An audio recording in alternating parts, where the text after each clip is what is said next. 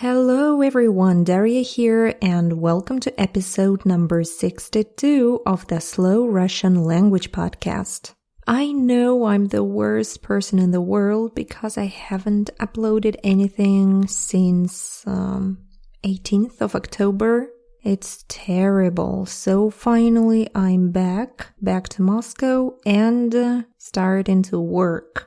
So today we're having another dialogue. We already talked about Russian stereotypes about America. We recorded a dialogue with my husband. And today we're talking about Germany. Russian stereotypes about Germany. First, you listen to the dialogue and please don't let its speed to intimidate you. Because right after the dialogue, I will read it again slowly, sentence by sentence, and will translate everything in English. So, listen to the dialogue first. Давай поговорим про Германию. Стереотипы русских про немцев, про Германию. Во-первых, в нашем представлении немцы все время пьют пиво. Пиво, да. Пиво, во всяком случае, страна, где приходишь в ресторан и заказываешь пиво. Учитывая, какое там пиво, там грех не выпить, там на самом деле. Я здесь их пиво. понимаю. Да, пиво супер. Потом педантичность немцев.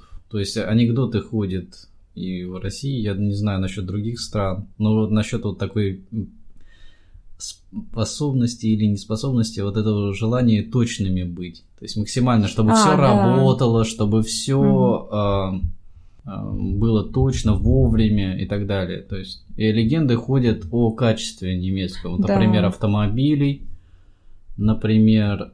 на самом деле, все, что говоришь, вот из Германии, это уже вот ощущение такого повышенного качества. Да, сразу ассоциация, что значит качественная вещь. Okay, that was it for our short conversation, and I was the one who started it. I said, let's talk about Germany. Давай поговорим про Германию. So this form, давай, is a way to say, let's do something. For example, let's eat. Давай есть. Or maybe let's go to the movies. Давай пойдем в кино. Or let's hurry up. Давай быстрее. So here, let's talk about Germany. Давай поговорим про Германию. Then I said, Russian stereotypes about Germans, about Germany. Стереотипы русских про немцев, про Германию.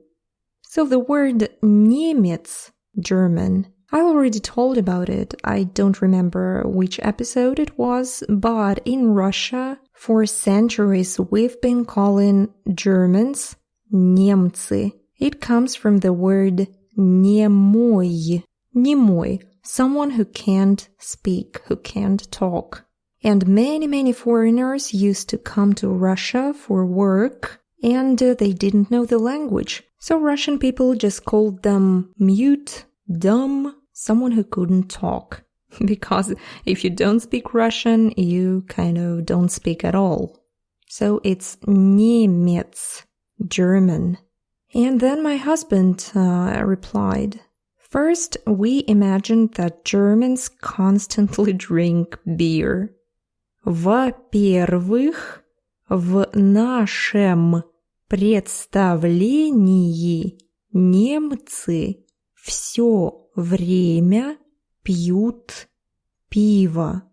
First, in Russian, when you want to say first, second, third, we say во-первых, во-вторых, в-третьих, в-четвертых, в-пятых, and so on.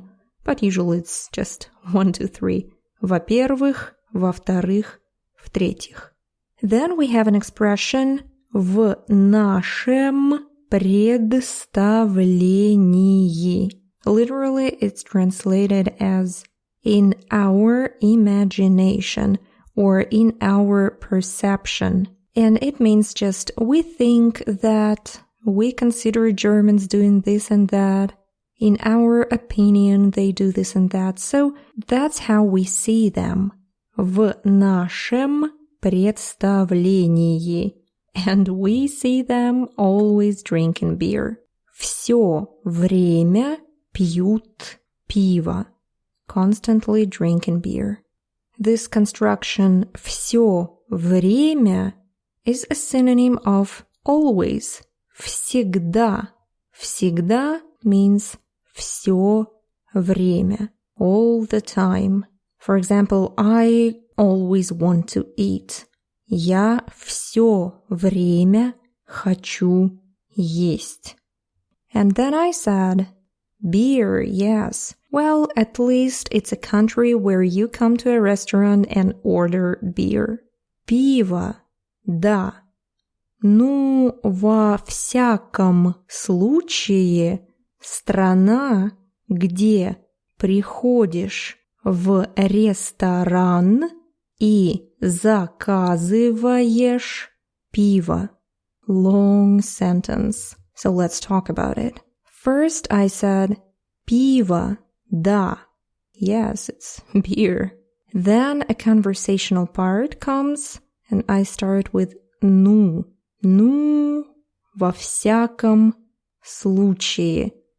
It's just a filler construction. Here I translated it as, well, at least, ну, во всяком случае. It's a country where you come to a restaurant. Это страна, где приходишь в ресторан и заказываешь пиво and order beer. And it's so true. When we came to Germany, we used to drink beer a lot because it's just so much better than what we have in Russia. German beer is amazing. I guess only beer in Belgium was a little better. Well, maybe in the Czech Republic too. But still, Germans are great in making and drinking beer. Then my husband supports my opinion and says, well, considering the quality of their beer, actually it's a sin not to drink it. I understand them.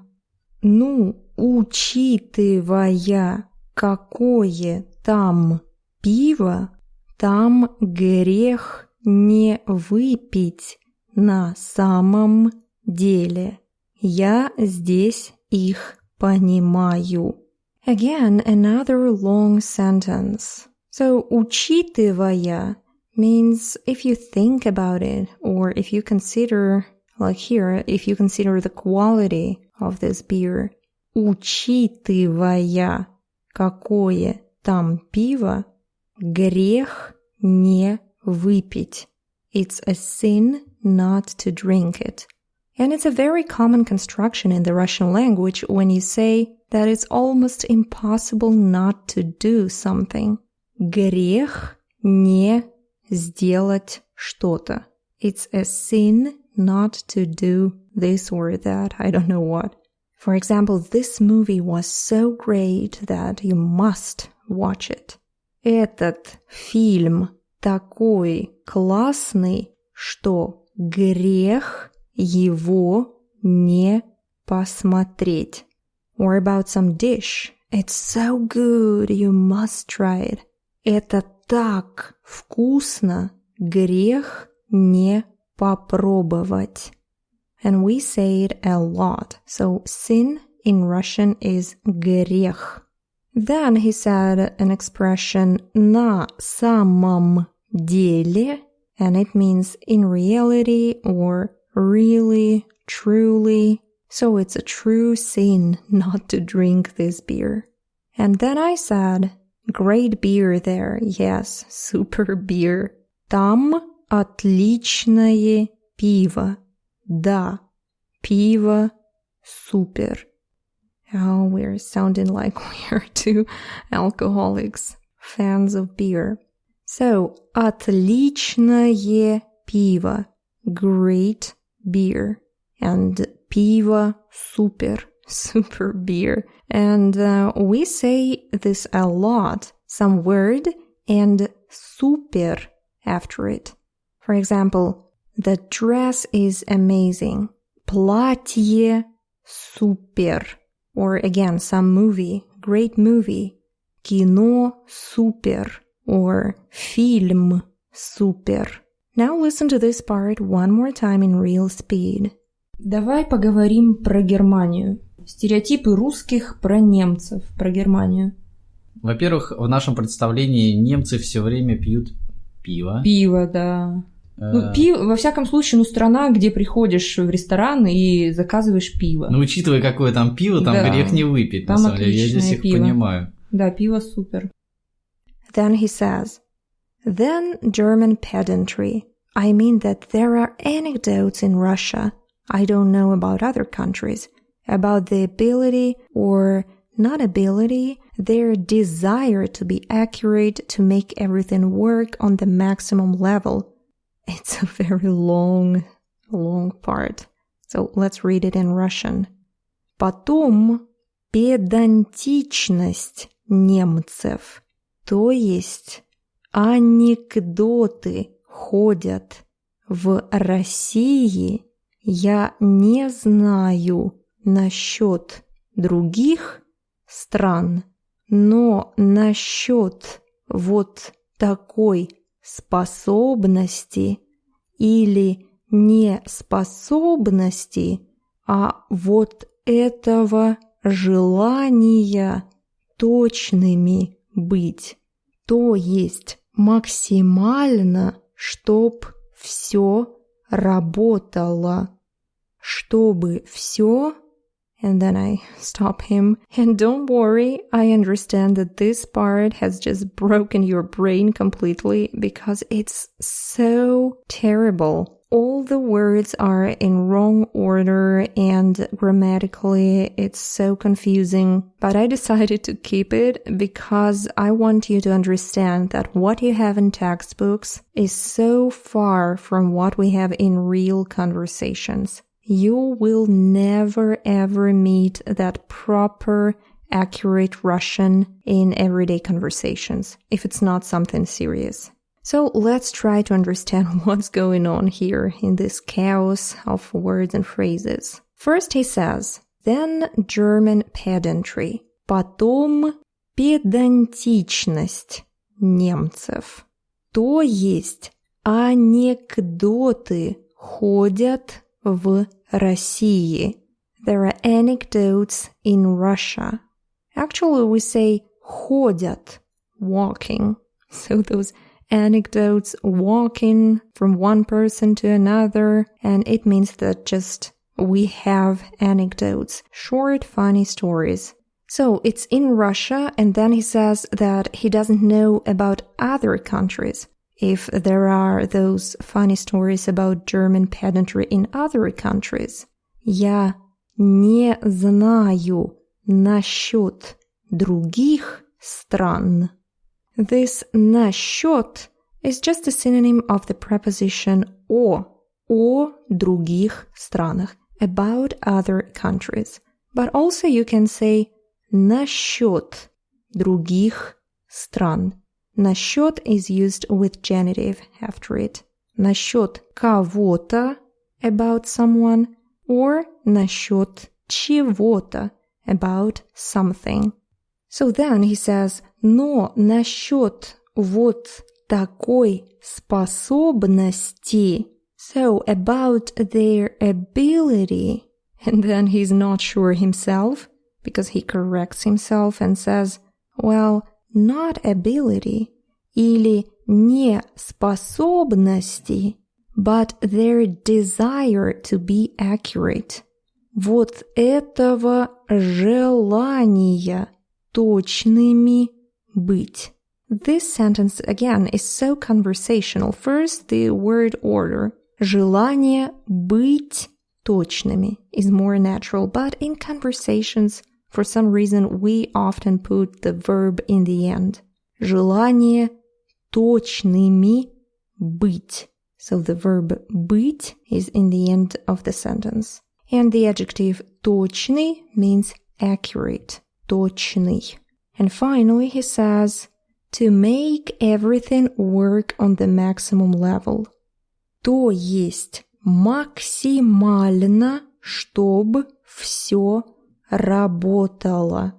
Максимально means on the maximum level, of the highest level. And then he starts some other phrase, чтобы все, everything too, and then I stopped him. So now listen to this difficult part one more time. Потом педантичность немцев. То есть анекдоты ходят и в России, я не знаю насчет других стран, но вот насчет вот такой способности или неспособности, вот этого желания точными быть. То есть максимально, чтобы все работало, чтобы все... And then he continued. Everything to be accurate in time and so on. Все было точно, вовремя и так далее. So in time means вовремя. For example, train comes in time. Поезд приходит вовремя. Or maybe the meeting began in time. Встреча началась вовремя. So Germans are very accurate, and if they say that the train arrives at 11:01, it will arrive at 11:01.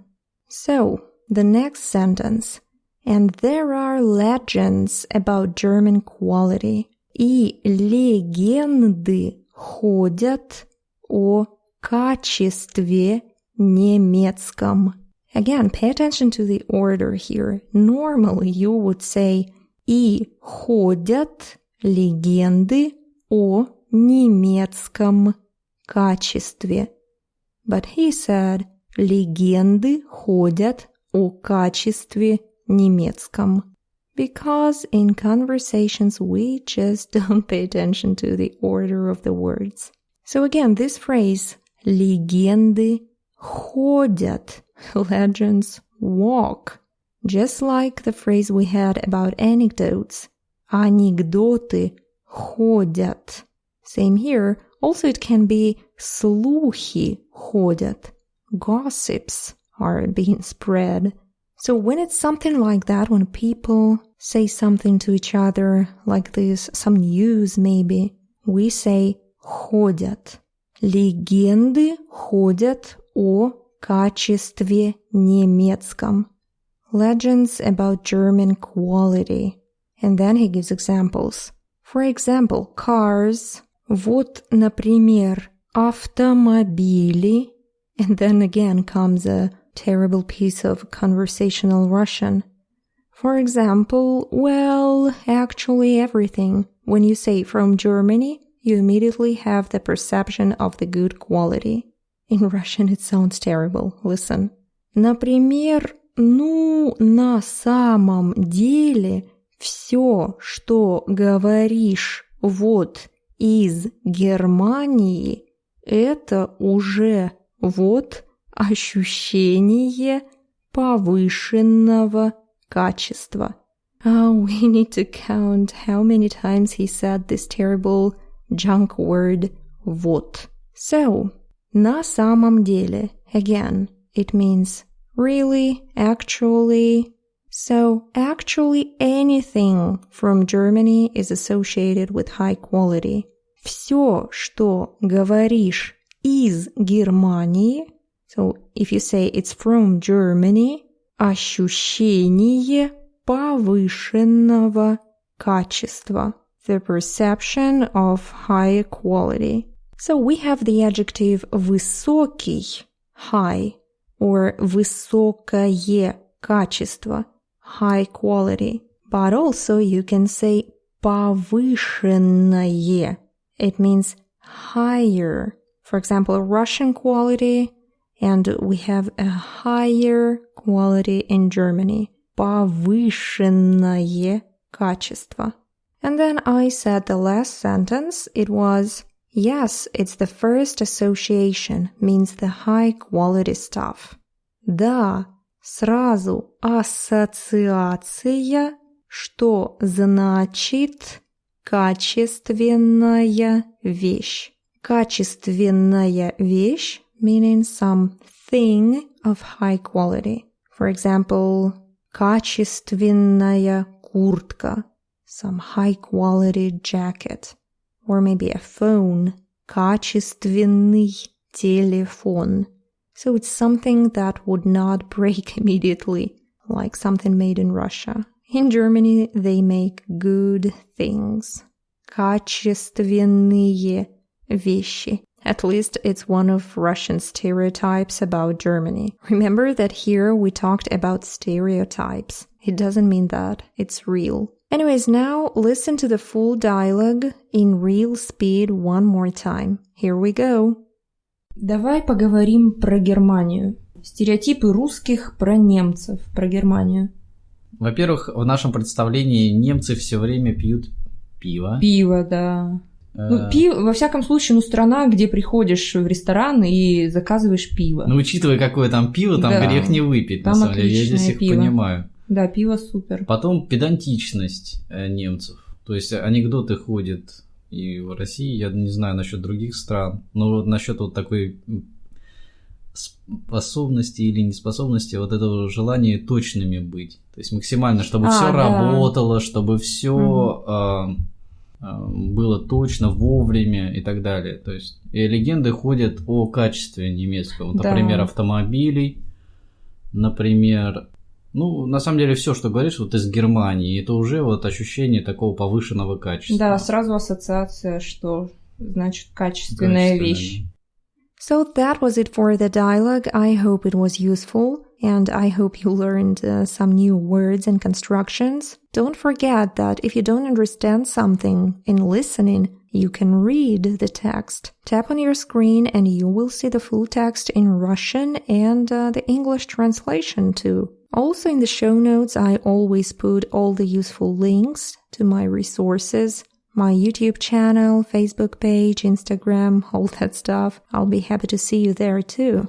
And if you like my podcast in general, if you like this format, slow reading, explaining vocabulary, you will certainly enjoy my membership program. Every month I upload 4 to 5 extra episodes of this podcast. I talk about Russian music, Russian literature, Russian poetry. So it's kind of a combination of the language learning and some cultural learning. So if you want to join, go to realrussianclub.com/membership or just check out the show notes. All the information will be right there.